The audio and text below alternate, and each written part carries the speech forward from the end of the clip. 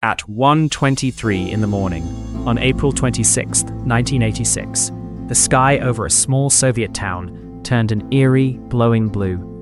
Within days, a city of nearly 50,000 people would be evacuated so completely that residents left food still cooking on their stoves. Within weeks, a radioactive cloud would drift across most of Europe, and within decades, the surrounding land would become one of the most studied, most feared, and most strangely thriving wildlife habitats on the entire planet. This is the true story of Chernobyl. Not the miniseries, not the video game setting, but the actual documented sequence of decisions, failures, and sacrifices that turned a routine safety test into the worst nuclear disaster in human history. Before it became synonymous with disaster, Pripyat was meant to be a showcase. Built in 1970 specifically to house workers at the newly constructed Chernobyl Nuclear Power Plant, it was designed as a model Soviet city. Wide boulevards, modern apartment blocks, schools, a hospital, a cultural palace, and an amusement park with a Ferris wheel scheduled to open just days after the disaster would strike. The average resident age was around 26. It was, by Soviet standards, an enviable place to live, young, modern, and built entirely around the promise of clean, abundant nuclear power. The plant itself housed 4 operational reactors, with 2 more under construction, making it one of the largest nuclear facilities in the Soviet Union. Reactor number 4 had been operational for less than 3 years. On the night of April 25, 1986, engineers at that reactor prepared to run a routine safety test, one designed to check whether the plant's turbines could generate enough emergency power during a power failure to keep cooling systems running until backup generators kicked in. It was a test that had already been attempted 3 times before on the very same reactor and postponed each time. This time it would not be postponed, and the engineers running it were about to discover, in the worst possible way, a flaw in the reactor's design that Soviet authorities had known about and never disclosed. The test was delayed for hours, then handed off to a night shift crew less experienced with the specific procedure than the engineers who had originally planned it. To run the test, operators had to deliberately reduce the reactor's power to a low, unstable level, and in doing so, violated several safety protocols along the way, partly due to confusing procedures and partly due to pressure to complete the delayed test before shift change. The reactor became dangerously unstable, its output fluctuating unpredictably at levels far below where it was designed to operate safely. At 1:23:40 a.m., operators pressed the emergency shutdown button, a function specifically designed to instantly halt the reaction. Due to a design flaw in the control rods that Soviet nuclear officials had known about for years but never corrected or disclosed to plant operators, the shutdown procedure itself triggered a massive power surge instead of stopping it. Within seconds, the reactor's power output spiked to roughly 100 times its normal maximum. Steam pressure ruptured fuel channels. A colossal steam explosion blew the reactor's 1,500-ton steel and concrete lid directly through the roof of the building. A second explosion, moments later, is believed to have been caused by hydrogen gas. Reactor number 4 was now open to the sky. Graphite moderator blocks inside the reactor core caught fire, burning at temperatures over 1,000 degrees Celsius, sending a plume of radioactive material directly into the atmosphere. A fire that would continue burning for 10 days. It was 1:24 in the morning. Almost nobody in Pripyat, sleeping less than 2 miles away, had any idea what had just happened above them.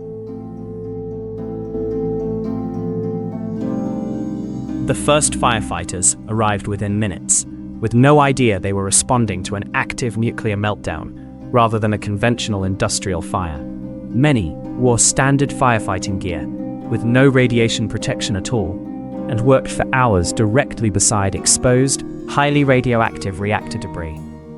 Plant officials, meanwhile, delayed reporting the true scale of the disaster to Soviet authorities, partly out of disbelief that a Soviet-designed reactor could fail this catastrophically, and partly out of fear of the political consequences of admitting it. For over 24 hours, the 50,000 residents of Pripyat continued their normal Saturday, unaware that dangerously elevated radiation levels were already being recorded throughout their city. The evacuation order finally came at 2 p.m. the following day, nearly 36 hours after the explosion. Residents were told they'd be gone for approximately 3 days and to pack only essential items. They were never permitted to return to live there again. Over 1,100 buses arrived to evacuate the entire city in under 3 hours, a genuinely remarkable logistical operation, executed roughly a day and a half too late to prevent significant radiation exposure for many residents, especially children, who are particularly vulnerable to the radioactive iodine released in the disaster's early hours. What followed was one of the largest civil emergency responses in human history.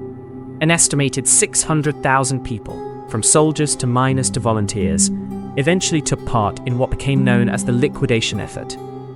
Helicopter pilots flew repeated missions directly over the burning reactor core, dropping sand, lead, and boron in an attempt to smother the fire and absorb radiation, each pass exposing crews to enormous doses.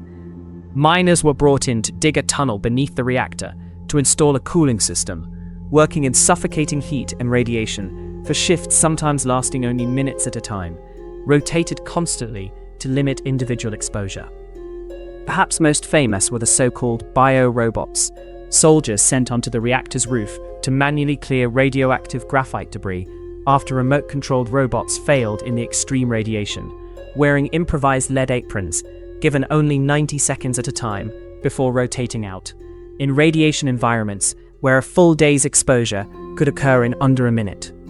By the end of 1986, workers had constructed a massive steel and concrete structure over the destroyed reactor, nicknamed the sarcophagus, built at enormous human cost, under extreme time pressure, and engineers knew even then only ever intended as a temporary containment measure, not a permanent solution.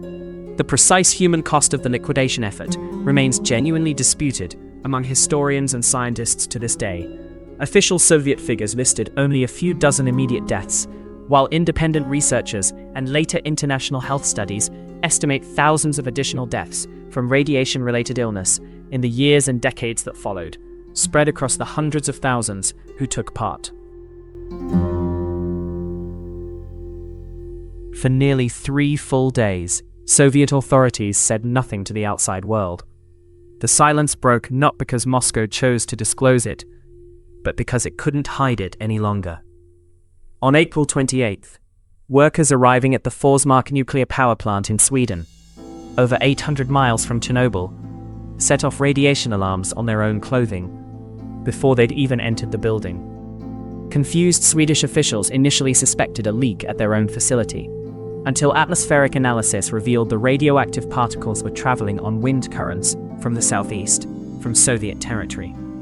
Only then, confronted with international questions it could no longer deflect, did the Soviet government issue a brief, vague public statement acknowledging an accident at Chernobyl, offering almost none of the true scale of the disaster. The radioactive plume ultimately spread across most of Europe, with measurable fallout detected as far away as Ireland and parts of North America, though at levels considered a serious health concern, primarily in regions closest to the disaster. Ukraine, Belarus, and parts of Russia bore the overwhelming majority of the contamination and the resulting long-term health consequences. The full scale of the disaster, the meltdown, the graphite fire, the true radiation release, wouldn't be honestly and completely acknowledged by Soviet authorities until years later, well after independent Western scientific analysis had already reconstructed most of the true picture on its own. Today, an 1,800 square mile exclusion zone surrounds the plant, a region so thoroughly evacuated of permanent human habitation that it has become one of the strangest, most studied ecological experiments on Earth. Pripyat itself sits frozen almost exactly as its residents left it. That Ferris wheel, never open to the public, still stands rusting in the amusement park.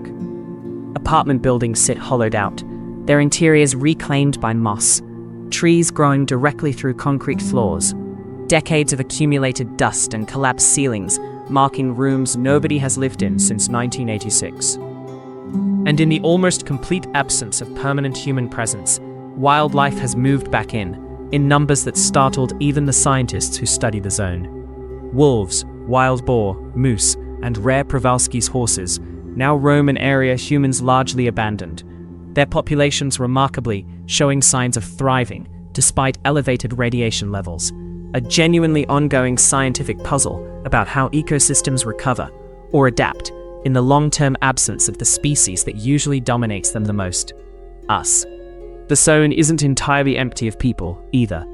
A small number of elderly residents illegally returned to their family homes within the zone in the years following the disaster, and were largely permitted to stay, living out their lives in the villages where they'd always lived. And in recent years, before regional conflict disrupted access to the area, controlled tourism had grown into a genuine, if unusual, industry. Visitors touring the exclusion zone under strict guidance and radiation monitoring, drawn by the same eerie, frozen-in-time quality that has made Chernobyl a fixture of documentaries, video games, and popular culture ever since. By the early 2000s, the original sarcophagus, built in desperate haste in 1986, was visibly deteriorating, its structural integrity increasingly uncertain, and the risk of a partial collapse releasing fresh radioactive dust was a serious international concern.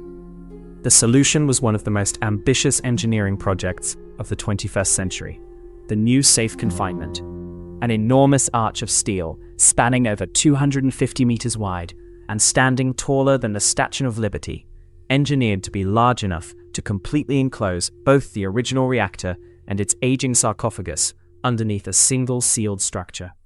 Because radiation levels at the site made direct on-site construction far too dangerous, engineers built the entire structure a short distance away, then in 2016 slid the finished arch, weighing over 36,000 tons, into its final position over the reactor on specially engineered rails, one of the largest movable land structures ever built. Designed to contain the site for at least the next 100 years, the new safe confinement now stands as both a genuine feat of engineering and a quiet, permanent monument to a mistake the world is still, in very real terms, actively paying to contain. Chernobyl fundamentally changed how the world thinks about nuclear safety. International reactor design standards, emergency protocols, and radiation monitoring systems were all rewritten in direct response to the specific chain of failures that unfolded that April night. But its most lasting legacy may be simpler and stranger than any policy document. A city built for a bright, modern future now sits reclaimed by exactly the wilderness it was built to replace. A reactor meant to power a nation for decades will instead require careful, expensive containment for centuries. And a Ferris wheel that never opened for a single rider still stands, rusting quietly, as one of the most recognizable images of the 20th century's costliest engineering failure. The night the world changed lasted only a few catastrophic seconds. Living with what happened next is still very much unfinished.